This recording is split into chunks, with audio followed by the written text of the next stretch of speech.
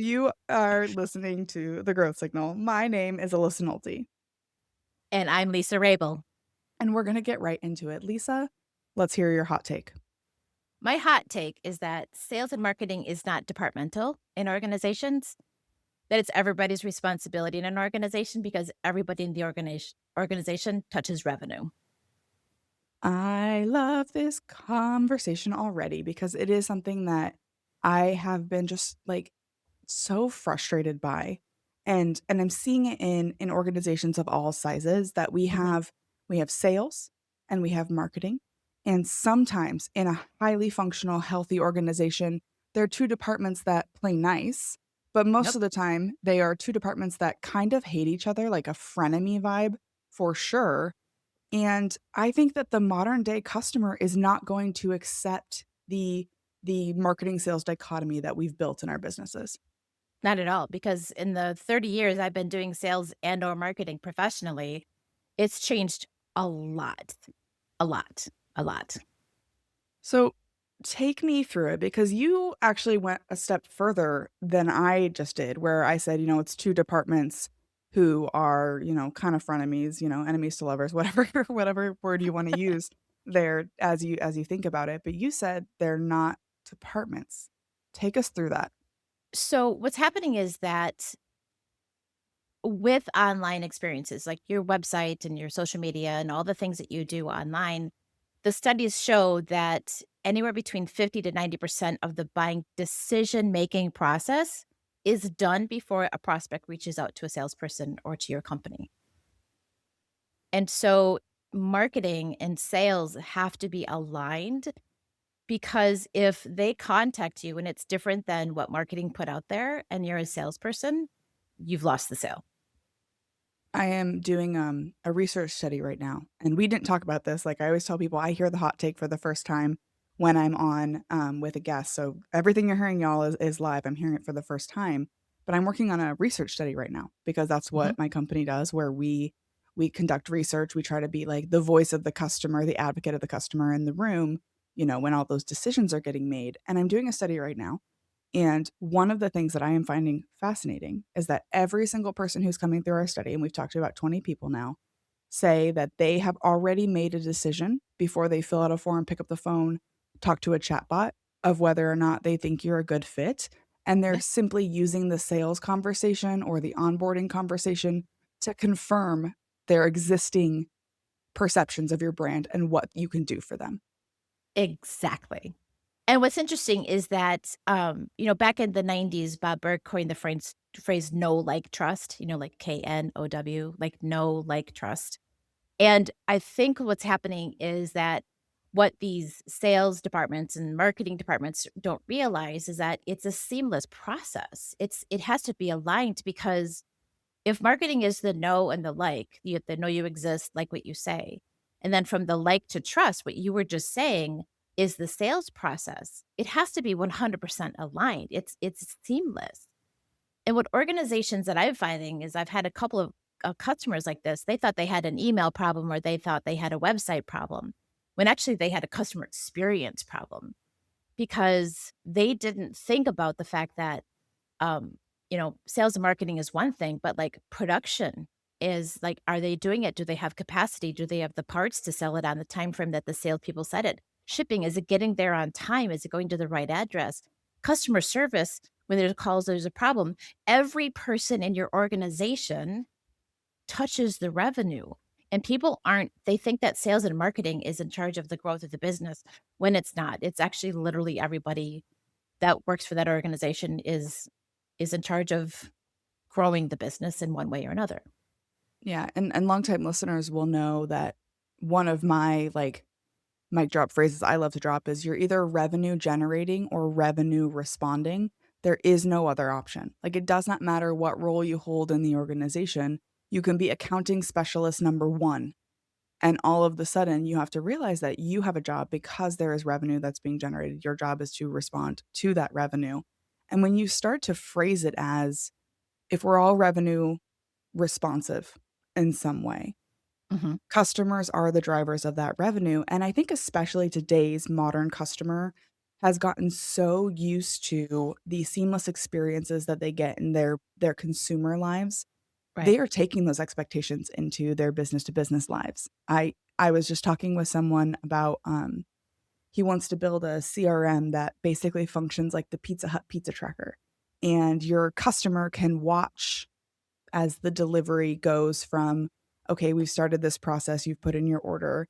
Okay, the proposal is ready, the proposal is signed. Now we're moving into delivery. I can watch my pizza from Pizza Hut go from the store to my front door and having Interesting. that transparency.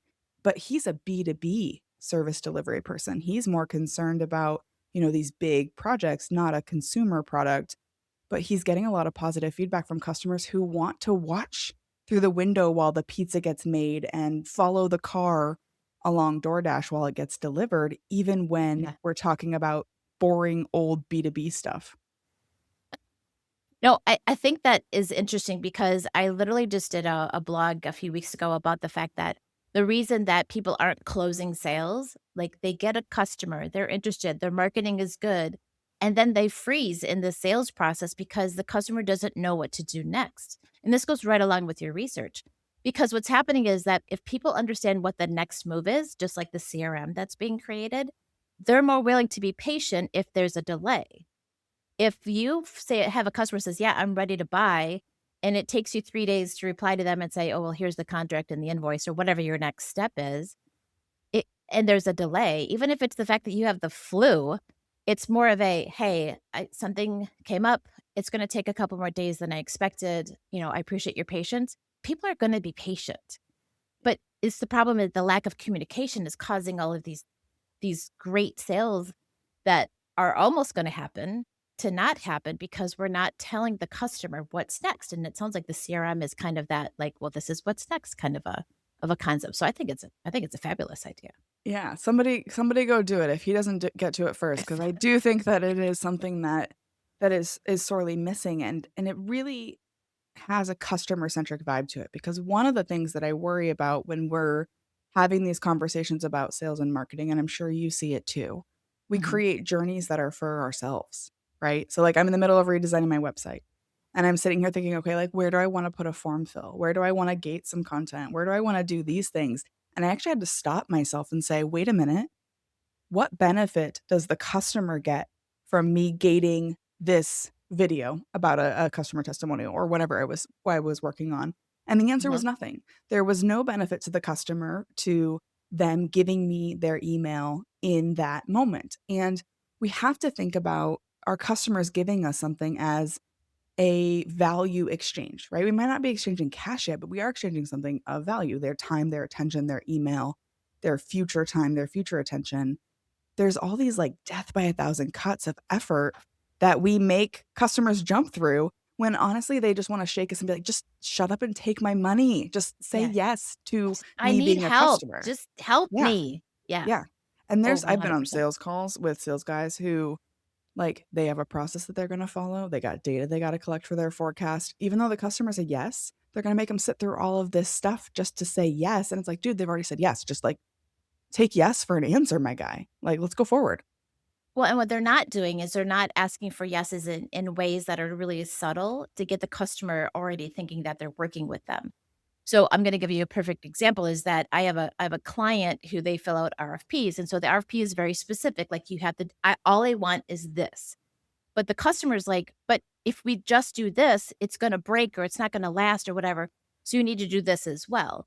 So what we did was we fill out the RFP exactly the way that whether it's a municipality or a hospital or whoever is asking for the RFP, the request for proposal, in case somebody listening doesn't know what that is. They fill it out exactly, but then they put an addendum in and say, "Here's where I think you're missing some things that here's 10 points. I'm gonna give you the top 4 or 5, and I'm not gonna tell you how much it's gonna cost extra because that's bit them in the butt before, because then they put it out for bid again with all the addendum stuff in it. And so it's a matter of giving them the going the extra mile and making sure that the project is done properly, but out without giving away all the answers to the test.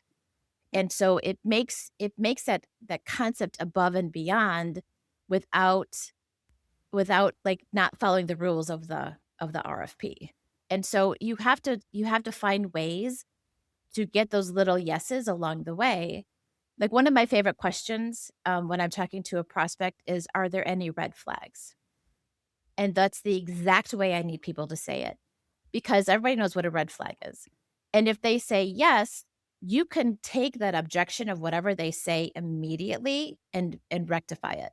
They don't walk away thinking having some kind of a concern or objection that you just don't know about. You can think the conversation went fabulously, and all of a sudden they're walking away going, "Gosh, I don't know because that person doesn't have XYZ," right? Yeah. And then if they say, "No, there are no red flags," you automatically got your first yes in the Yes, and sales it's the conversation. psychology of it because people do Yep, not like to change, right? right, And that's just not like just in general of like changing behaviors and patterns. We like to stand by what we've said before. And by saying there's no red flags, you just said we're good to go forward, right? I right. actually, it's so funny that you mentioned that example. When I was in college and I was interviewing for, my big girl job, I had a question that I would ask at the end of every interview because, when they're like, "Oh, do you have any questions?"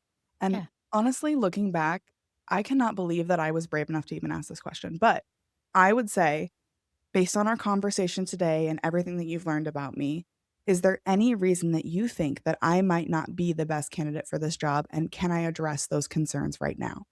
And every single time people would sit up straighter and they would be like, okay, this girl is serious. She's accountable. She's open to right. feedback. And almost every time they would say, no, you're fantastic. You're fabulous. So in their mind, I just advanced down the line because there was no red flags. There was no reason that I wouldn't be the best candidate for this job. I just positioned myself, I just marketed myself Mhm. as the best candidate in their mind simply by asking a question. Yeah, and I love that because when I was looking for jobs, feels like a million years ago now, but, it was for me, I would say, like, "I do have some questions about your organization," and I would give them some of the research that I had. I said, like, "Is this still correct?" And according to your website, you said this is da da da da, and they the same thing. They'd sit up straighter and go, "Oh, wait, like, she's researching us just as much as we're researching her." Mhm. And it makes a much more solid impression, and I do that now with my prospects. I do that now with the people that I work with. It's like, "Okay, I know you're seeing if I'm your best candidate to be your marketing strategist, your consultant, your part-time marketing director," whatever they're hiring me for, with depending upon which service it is. And I'll say, "Okay, well, this is what I found when I stalked you, basically." "This is what you're I noticed that you haven't posted in 3 months on Facebook. Is there a reason that you haven't done that?" And, like, or, like, on your website, "It's really difficult for me to sign up for a form." You know what I mean? And so, like, it takes me above and beyond just I'm one of many people that they're interviewing for a position. And it could be whether you're a small business owner or you're looking for a job, it applies to both of those things.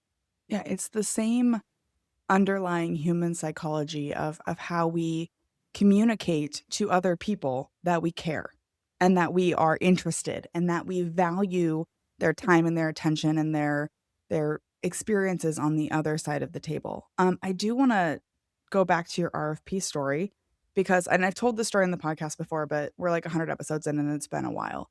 I actually had like a transformational experience with a client in that same kind of situation. It wasn't an RFP, but she had very specific things that she wanted done, right? So she Mhm. kind of gave me the laundry list of like, "Okay, I need this, this, and this, and I need it fast," which is, what they all say. Um, However, I knew, oh, we should do phase one, phase two, phase three, kind of like a waterfall effect. We'll do one, then we'll do two, then we'll do three. But because she wanted it fast, I said, I mean, it's okay. I guess we can do all three at the same time. And so we did all three at the same time. And then we got to the end of that presentation where I'm delivering the results of our research. And she goes, "Ah, it's too bad that we didn't investigate." I don't even remember what topic, something in this part of the research. And I said to her, well, we would have if we would have done like a phased approach, like phase one, phase two, because we would have learned, like, oh, we need to look into that a little bit more Right. in phase two and phase three. And she looked me dead in the eyes. And let me tell you, I was like 24. So a true child when I got this, looked me dead in the eyes and said, "Alyssa, I am hiring you for your expertise. It is your job to tell me if something that I am asking for means that the project is not going to be successful. If you were a carpenter and I hired you to build a table and my specifications meant my table had two legs and wasn't going to stand, you would never build me that table, would you? You would say, I can't do it because tables need 3 or 4 legs, you're Right, asking for 2. And I have taken that lesson with me my entire career because these clients, they are looking for your expertise. right. That is why they have come to the table. And if they're talking to you, odds are good they've already decided you're worth talking to and probably an expert in whatever you're selling. Mhm. Do not show them the disrespect of not giving them that addendum of the extra value and your expertise. That's what they're looking for. Right, because quite honestly, if they knew what to do, they don't need you. Exactly. And so be bold enough to say, "Yes, and." Don't say, "No, you're wrong." Say, "Yes, and I also believe that this is necessary." I have not taken on clients because they're like, "All I need is this. I just need you to make me more money." Those Yeah. are not my ideal customers. My ideal customers are the ones who say, "I know I need marketing. I don't know where to start, and I need you to tell me what to do because I want to do it. I just don't know what to do." Those are my ideal customers because they're coachable, they wanna learn, they're eager, they're more interested in their employees and their customers than they are about their bottom line. You know what I mean? So, like, it's the psychology of the sales process is not just I need to make another sale. It's like, is this customer going to be the right customer for me? And am I going to do enough with this customer and be honest to be able to provide them the best possible value that they're paying me for? And it's a lesson that you learn the hard way in your 20s. I had a couple lessons like that in my 20s. And so, but it's not a matter of like, well, that big old B, right? She's just like, whatever. Like, no, this is your accountability aspect of it. And the fact that you took the feedback and used it, I love that because if we did that with the feedback that we get, instead of being angry all the time that you got a negative review or whatever, it's like, okay, then how can I improve? Yeah. Well, I and mean, it's been, I mean, assume it's positive intent, right? always, yes. It's Yeah. been over a decade and I still work with her and she still refers me to other people. She's one of my best like lead sources. And it was because I took that feedback and not saying like she has to do what I say, but it is my job to present the pros and cons and the decision to let her make an informed decision. It's my job to Right. bring the information to the table so she can make an informed decision. Right. So, when you're thinking about like, let's get really practical. Maybe practical is the wrong word. Let's talk about what we think would be ideal. So, if we kind of agree, we're in wild agreement that the customer expects a seamless experience from marketing to sales to delivery, retention, whatever you want to call it on the Right. post sales side. What is the path to making this happen? Like, is it just time to abolish these departments and create one unified, like, customer experience revenue team? Like, what is the thing that we need to do? So what I did with the customer is I brought all the department heads in. The head of, the service providers, the head of customer service, the head of shipping and production and like all of them. And I put them all in one room and I said, "What's missing? In your opinion, what's missing?" Because what's happening is that if we just rely it for the C-suites or just the management level, we don't bring in all of the departments that touch on the revenue, then we're missing out. The receptionist was in there, like, every person that talks to customers or has some kind of a thing with customers, the leads were in there. And then what happened was the next time we did that same exact meeting, they brought in their teams and we met departmentally.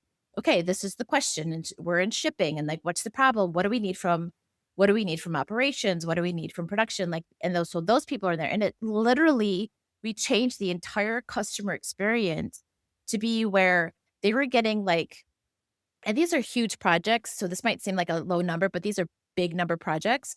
They were getting, like, 1 or 2 leads a month to 1 or 2 leads a week because we changed things and, like, people started hearing about them more, and so it really helped understand. Another perfect example is I have a manufacturing client who, again, builds pretty big projects, but, like, once this project is installed, there's really not a reason for them to do anything, but there's replacement parts that need to go in for this project, and this is one of the early mistakes when you first start a business. So what I did is I said, "Okay, pay me half now and half later."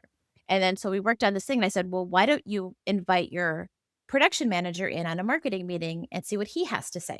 And then I want you to give these parts away for free, like a small like replacement kit to past customers and to say thank you for being a customer."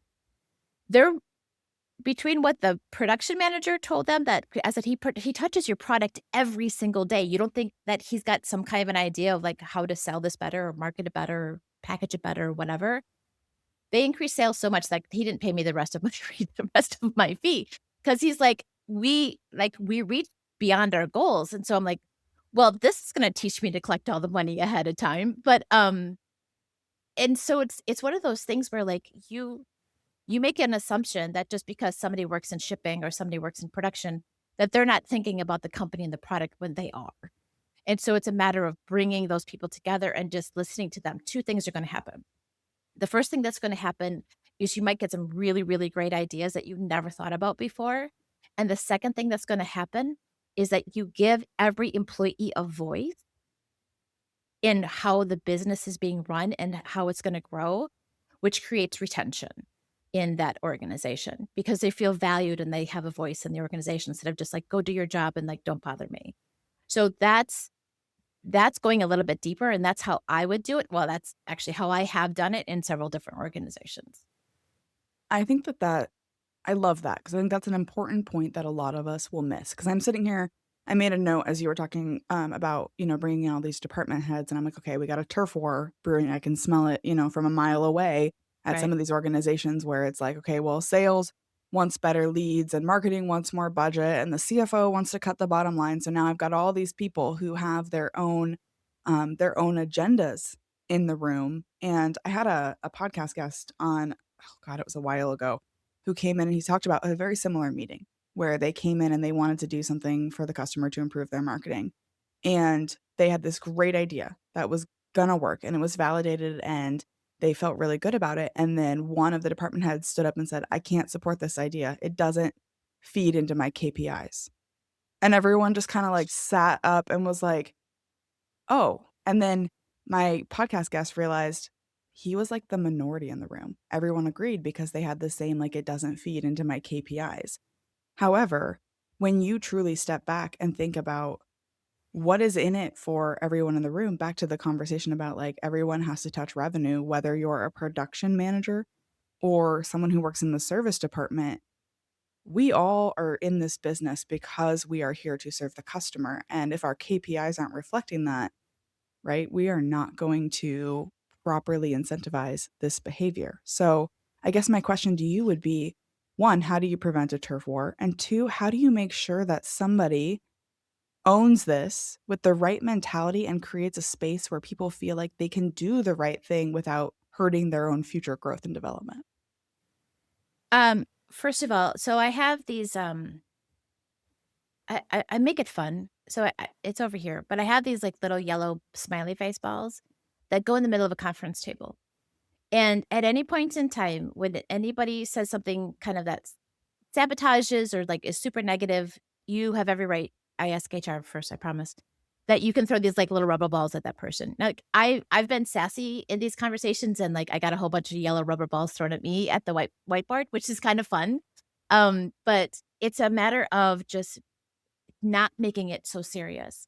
Because when somebody comes in and they're afraid, like, they're gonna get, like, reprimanded instead of, like, it's a free flowing space, I've actually had somebody, like, leave the room and then come back in. "Okay, this is not the mentality we want. I want you to get up. I want you to take a couple of deep breaths, and I want you to walk through that door with an attitude of, like, everybody is here to help." I've literally had a sales and marketing manager stand at the whiteboard next to each other. I feel like this is like when my mom and dad used to make me hold hands with my sisters when we got in a fight on the Yeah. couch until we made friends. Same concept is that I made them answer 5 questions. "What company do you work for?" Okay. "What is the role of your position?" And it's usually growth of the company, right? Something along those lines. And, then I say, like, who are the 3 departments that, help feed into what you're doing?" Like, all this other stuff, right? And then I have them stand back and I'm like, "Look, you guys are on the same team, trying to for the same goal, driving on the same road, yet you're trying to run each other off the road. Can you please tell me why?" And it's always because of, I'm not sure if I can swear in this podcast, but, it's all because they're Oh, covering their yeah, do asses. it. They're Yeah, covering their own ass. They're not yeah, thinking about anybody else but, like, keeping their jobs. right. And that goes back to leadership in the CEO and not having that that environment, that culture of being able to say what they think and have that guy say, "I disagree with you." It's okay to disagree because I tell my customers all the time, everything that comes out of my face is not gold, but it's at least something that we can start working with, right? So, like, creating and fostering that culture of feeling safe to say your opinions. And then it comes down to, compensation, right? Because every marketing manager I've ever met thinks salespeople are overpaid. Um, so what then I do is I actually make, marketing department people go on sales calls, and sales calls people sit in on marketing conversations. And so they can see what the other is facing. And the other thing I do is I make, the sales and marketing people have a weekly meeting to talk about what they heard last week in the out in the field. Because if you're a marketing person, and I've been that person sitting in my office trying to create marketing, but I'm not out in the field listening to customers and prospects, I don't know how to create the marketing. I need sales to come in and say, this is what they're concerned about. These are the problems that we're solving. This is what's new in the industry, all of the other things. And then that marketing is going to be so much more productive. And I think salespeople need to understand that an idea doesn't just like pop in your head and it's golden and you run with it. The creative process takes so much time and energy and effort to come up with something that's actually going to work, a new campaign. So I think the whole point of this very long answer to your question is understanding each other's positions is the best way to get clarity and cooperation between departments. Considering the people that you know or aspire to know, who else should we be paying attention to? All right, I'm a bit of a fangirl of Simon Sinek, and here's why. I saw his video on the Golden Circle a long time ago. And if you've never seen it, just go to YouTube and Google Simon Sinek Golden Circle.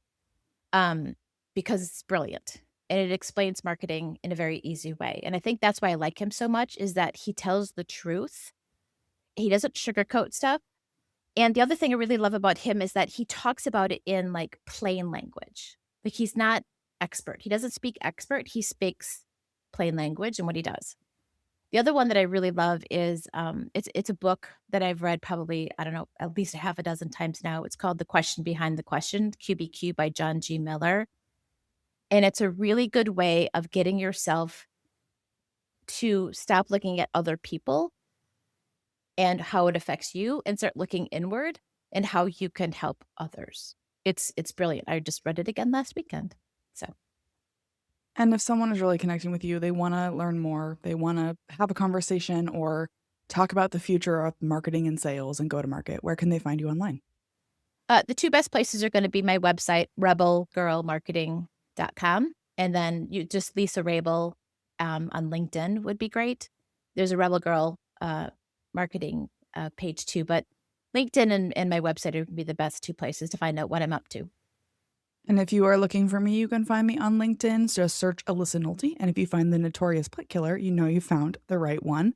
I'm also on Substack. You can search Alyssa Likes to Talk or alyssanolte.substack.com. Lisa, thank you so much for coming on and having this conversation. I think it's one that we have to just keep making sure that people are really thinking about what does it mean to deliver for the customer? What does it mean to build a cohesive experience and keep them from they like you, they know you, they like you, they trust you, and what that means in today's modern sales. So thank you so much for bringing this important conversation. Absolutely. Thanks for having me on.